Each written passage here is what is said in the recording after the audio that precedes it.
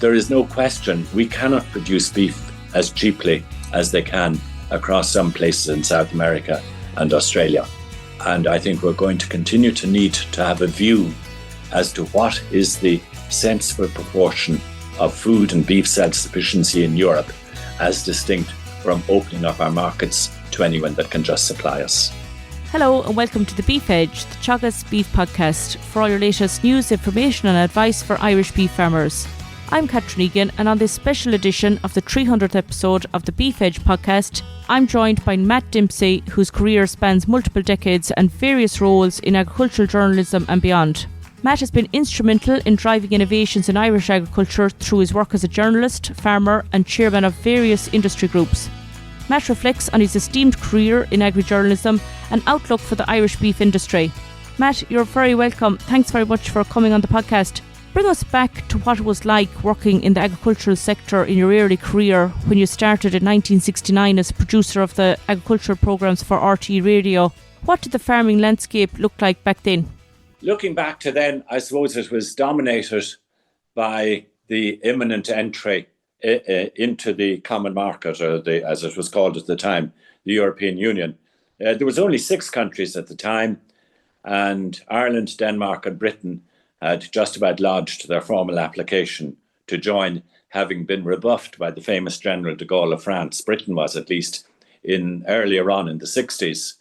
So from a beef point of view, we were utterly dominated by the British market, their need for store cattle, a tiny beef processing industry, with the blue chip customer being very much the American army forces in Germany for 1,400-1,500 weight whiteheads, heavily fat and marbled. So that was it. Very poor wintering facilities. Silage in many ways was only getting off the ground, and the sector had come through a really difficult period for years. So that was the start, I suppose. I had done agriculture in UCD, intending to return home to farm here immediately. And then RTE decided, by the late Joe Murray then was head of agriculture. He had succeeded Justin Keating, who some of your older listeners may remember. And Joe then rang me up. I was doing my finals in ag in UCD, and said that RTE had decided that for their radio programmes, they wanted an agriculturalist whom they hope would train into journalism, rather than the other way around, a journalist who might dip in his toe into the agricultural field now and again. So that was the basics of it. Because we were so near Dublin, I said, yeah, let's give it a try. We were based in those days in the GPO. I could drive in from home here near Maynooth in about 20-25 minutes. And it was a great experience. And the first few years' salaries, from my point of view, went into trying to develop the farm here. I built the first silage pit.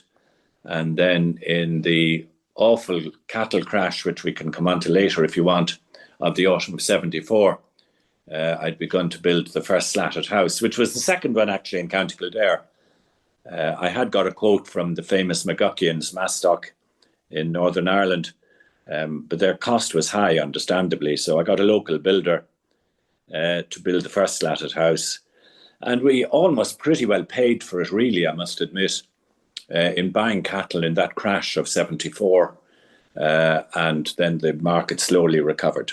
So that's it in a nutshell, if you like. Matt, following this, you took up a role as correspondent for the Irish Farmers Journal before becoming editor in 1988, a role that you held for a quarter of a century. What were some of the most significant challenges the beef industry faced during that time? Oh, there was everything. I suppose we had joined, as you rightly say, in 73, and that was before the first oil crisis. And it's important from an EU regulation point of view as to understand what happened, because there was a scarcity of beef pretty well worldwide, but especially in Europe. So for that brief period in 73, very early 74, all the transitional period was waived, was abolished in effect. And we got the full EU prices for 6 or 8 months in that period, as imports from the rest of the world were allowed in, but more to the point, exports from Ireland were allowed to continental Europe, free of all levies, duties and transitional payments. But then, with the oil crisis and a general slowdown in the world economy, suddenly the rules reapplied. And I think it's fair to say, looking back, we didn't really understand what was happening. So there was an awful crash. There was a very bad summer in 74, shortage of fodder, a build-up of stock numbers in anticipation of EU entries, and then a market collapse because the barriers to going to Europe came on and full transitional levies also applied. So that precipitated a really serious crash in 74. But as I say, I must admit that because I suppose I was just starting and was trying to save some money, we could buy lovely black whited stores, I always remember, very cheaply, and they fattened and did very well. But then moving on from there, I think one of the real crunch periods was everything went well from 73 to 78. Milk prices increased, tillage prices increased, cattle prices increased, and farm incomes, from memory, pretty more than doubled in real terms in that period. But then there was a lot of political unrest here in Ireland. Charlie Haughey became Taoiseach. The economy, we had linked ourselves unofficially with the Deutschmark, and our inflation boomed ahead under Charlie Haughey's leadership. And there was a really very significant farm income crisis in the very early 80s. It just began. I remember I was doing a short-term work for the EU Commission, and we had taken a stand in the spring show at that time, which was held in the RDS, and it was the equivalent of the ploughing now as regards agricultural attendances and everything else. And it started in that summer of 79. Interest rates began to go, and by 1980-81, they had gone from roughly 7.5% to over 20% by the middle of 1980-81. So this caught farmers who had invested very heavily during the very good years from 73 to 78 in really very severe problems. And at that stage, I remember Tom Clinton, who later became IFA president, was the chairman of the Tax and Credit Committee in the IFA. And the IFA had to organise a really streamlined service, and not just a service, but also in intensive discussions with all the major banks to see what was going to be done with the debt levels that were mushrooming and interest rates of 20%. And there were a lot of farm settlement cases where in a lot of cases farmers had to sell whatever land they bought. They were left with debts. But at the end of the day, the sector came through it and a lot of debts were reduced. But I think it left an indelible mark on my generation that there could be huge instability, there could be falling stock price, there could be severe falls in farm incomes, there could be increase in farm input costs. And I think it gave a lot of people a lot of pause for thought and made investment very carefully considered from then on. Then, of course, the only sector that really was immune to this to a large extent was dairying, which continued. And there were rumblings that intervention was on. A lot of intervention, butter and skim powder was being produced right across the community. So in 1984, then, the quota on dairying came in. So that was an absolute ceiling on what was undoubtedly our most competitive area of general production. And so you had a complete generation that were stonewalled as regards their expansion plans from then until 2015. So we can forget at this stage how long the quota system actually lasted and stymied what should have been development. And I remember at that time, Garth Fitzgerald was the Prime Minister or Taoiseach at that stage. And at that stage, when we were negotiating for a special deal, which we got, but it wasn't worth an enormous amount, it was better than nothing. But at that stage, the Dutch quota per area, per hectare or per acre, was 9 times the production per acre that was allowed of Ireland. So we were 1/9 of the Dutch levels with at least as good a production conditions. So it's no wonder that when the lid was lifted in 2015, with a lot of warning that it was going to be lifted and notice in advance, that the dairy sector invested very heavily in stock and in buildings, and the sector grew very significantly. And we should welcome that rather than whinging that dairy livestock numbers increased. But but the other side of that dairy quota coin was that I was chairman of ACOT at the time, which was the Advisory and Educational Services. They were distinct from An Forest Lúntais, which was the Agricultural Research Institute, which was to join then later on in that period. But Liam Downey was the director, and he recommended to the board that we recommend to the department that a suckler incentive scheme be introduced. Because there was no other way. I mean, and it's still the case, 70 to 80%, 75% of Irish agricultural output is based on the bovine. So if the dairy end, our most competitive sector, had an absolute ceiling, then how is that to be counteracted? How are farmers to make a living? And the obvious thing was to try and encourage the suckler cow herd. And that's precisely what had happened. So in fact, the suckler herd, from memory, and I'm pretty clear about this, increased from roughly 400,000 cows in 1984 to about 1 million, slightly over 1 million, up to just a few years ago. So the suckler herd more than doubled to compensate for the absolute ceiling that was placed on the beef sector.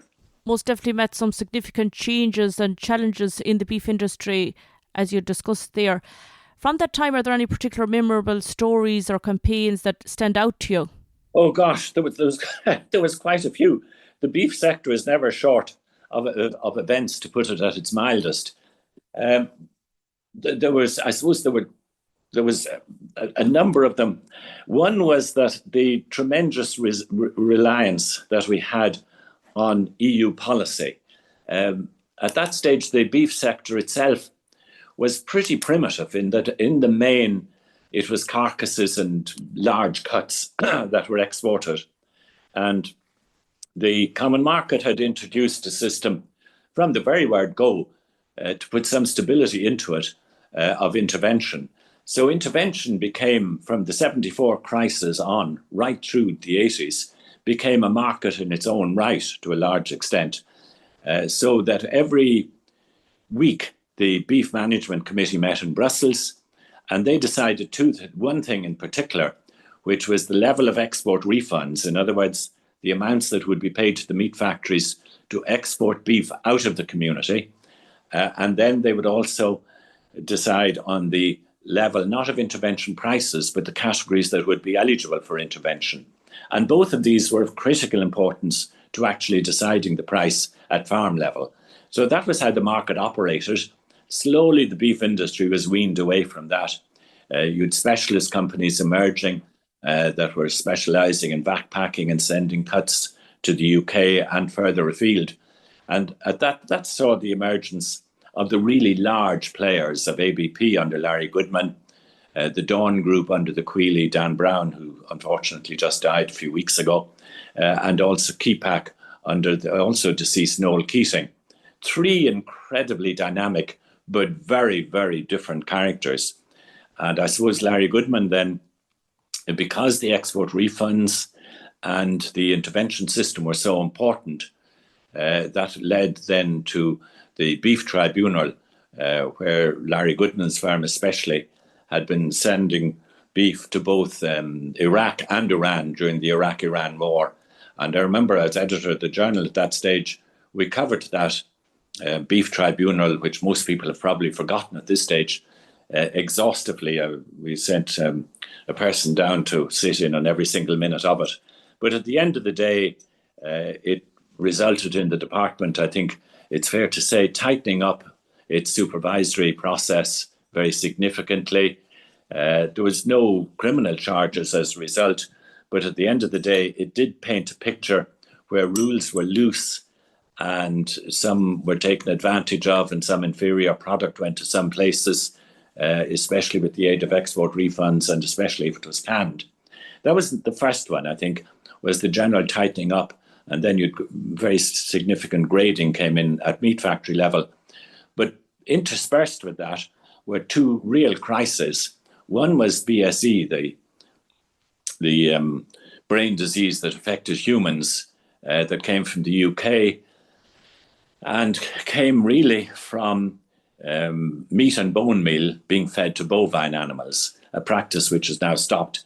The meat and bone meal, of course, was a source of very good protein and replaced American soya, which Europe, of course, was very deficit in. So that was the BSE caused a major crisis because it stimulated a huge consumer reaction and scare, so that, in fact, beef consumption collapsed. If we hadn't been members of the community, our market would also have collapsed because they took in an enormous quantity of beef into intervention as an emergency measure. But that passed. There's still the sporadic outbreaks and people still remember it. But I think what it really did was it created a climate of real quality control right across the sector, which has stood, in my view, to good stead and is probably partly responsible. This confidence that consumers have in the quality of beef, in the current prices and the current very buoyant consumer demand for beef all over the world, but especially in Europe. There was that. There was the BSE. Then we had also some foot and mouth scares, not just scares, but actually the disease started in sheep up in Louth on the Cooley Peninsula.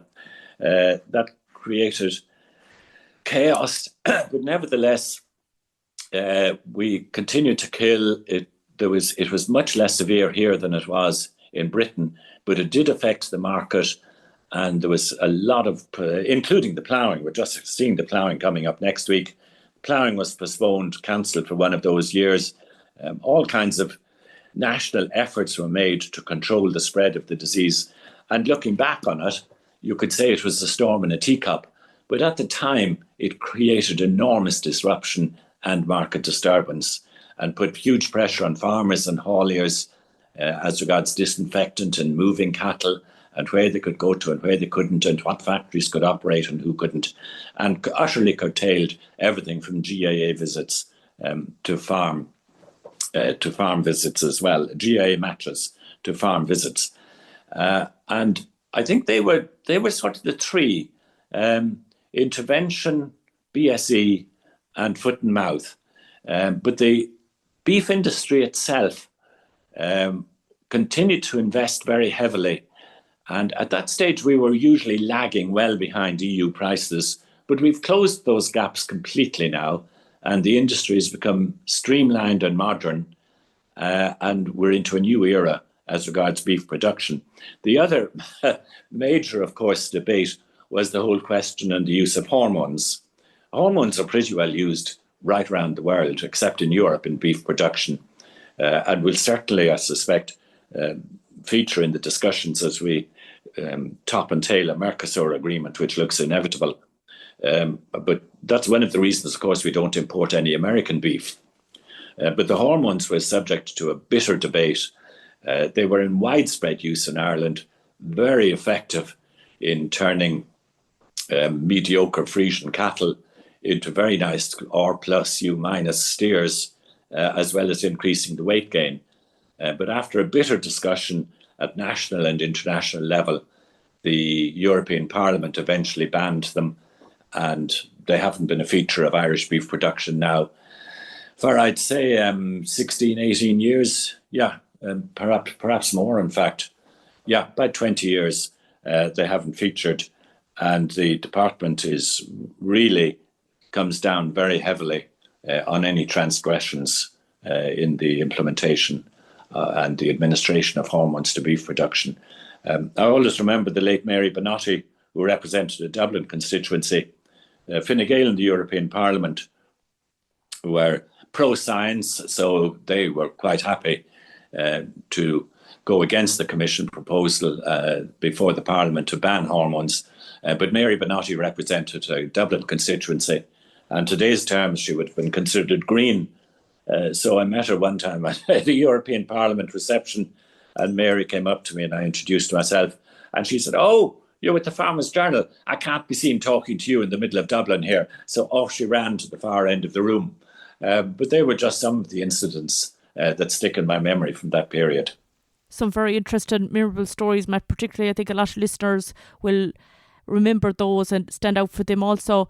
You were president of the Irish Grassland Association and you were awarded the Lifetime Merit Award within the organisation, recognising your dedication to the Irish grassland farming sector. And you also received the Honorary Doctorate of Science from UCD in 2010 for your leadership and innovation approach to education Irish farmers. What do you see as the key practices that farmers adopted or can adopt to increase profitability within the farm gate?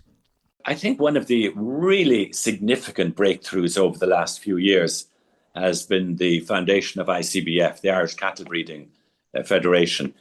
With the swing towards a Holstein-type dairy animal and the emphasis on easy calving and also of marbling of beef, we've seen a really very significant increase in the use of the Aberdeen Angus Hereford and to an extent the Limousin in dairy herds.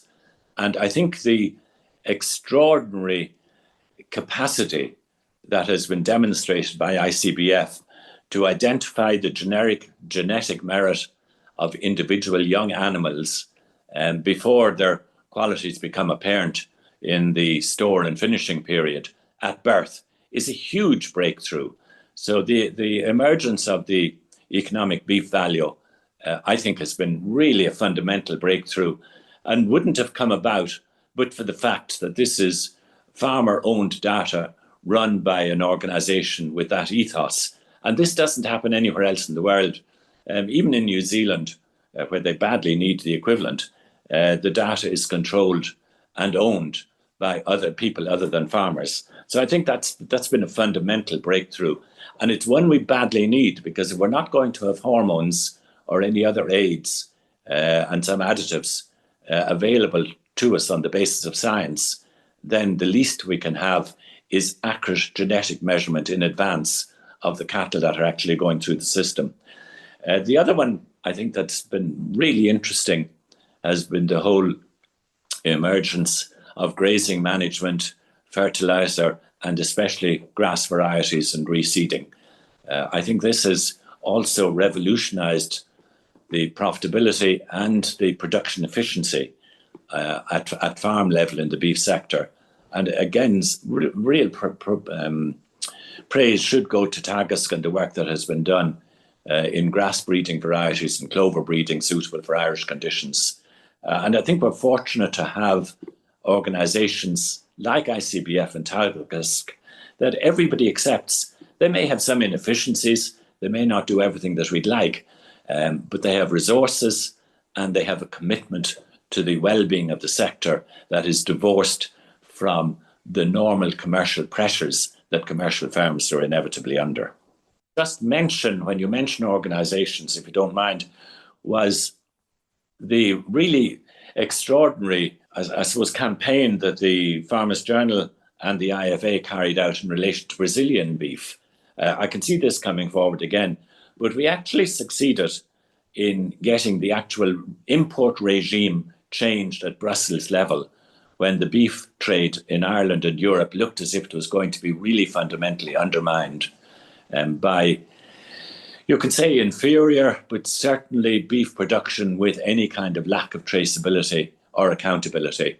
And that was changed by a farmer-led campaign with ourselves and the IFA. And I think, again, that whole attitude will be dusted down and the file re-examined as we go through the Mercosur debates.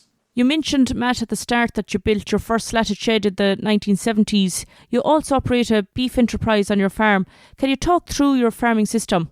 It's not very complex. Yeah, we built the first shed in 74, which is still operating, actually. We've replaced slats and we've replaced the odd roof. And then in 78-9, we built a second slatted house. So broadly, I mean, the system is fairly straightforward, although it has had some changes. It was very much steer-based originally, used hormones for the wintering cattle, and I had formed quite strong relationships with some of the individual plants who were well serviced with meat factories around here. But I mean, it was broadly buying in stores and usually in the autumn period at that stage and finishing them the following 15 months on. In other words, trying to aim for a spring market, but buying them in fairly light so that we could get maximum weight gain. As time went on, we moved towards somewhat more tillage, but kept up the beef numbers. And also, at that stage then, we looked at going into bull beef. And that was just before the Fischler direct payments came in. So we were fortunate in a way that we had developed the bull beef enterprise. And the bull beef enterprise, the factory I was dealing with, had a very good market in Italy for 22-month-old bulls. And that enabled us to buy them as weanlings, keep them the following summer at grass, aiming for maximum weight gain at grass, which was clearly the most profitable, and then finishing them quickly out of the sheds. The system worked well for quite a while, though I must admit, with bulls, even those not finishing at 16 months but at 22 months, we still inevitably had a mortality rate of somewhere between 3 and 5%, which I found intensely demoralizing. There's nothing, I think, for a livestock farmer as distressing as finding a good animal just dead. Or we also had some lameness problems, which I gather is also pretty inevitable with intensive bull systems. But anyway, the factory I was dealing with, its system changed. I had a contract with them. They behaved utterly honourably in that they paid the full price for the bulls we had on hand, but they told me that they wouldn't be handling bulls at that age anymore. So we had a look round. This is only 6 or 8 years ago, I suppose, when the bull system came to an end. And at that stage, it seemed fairly clear that the dairy herd was expanding, that there was very strong continental shipper demand for the continental weanlings that we had been bought.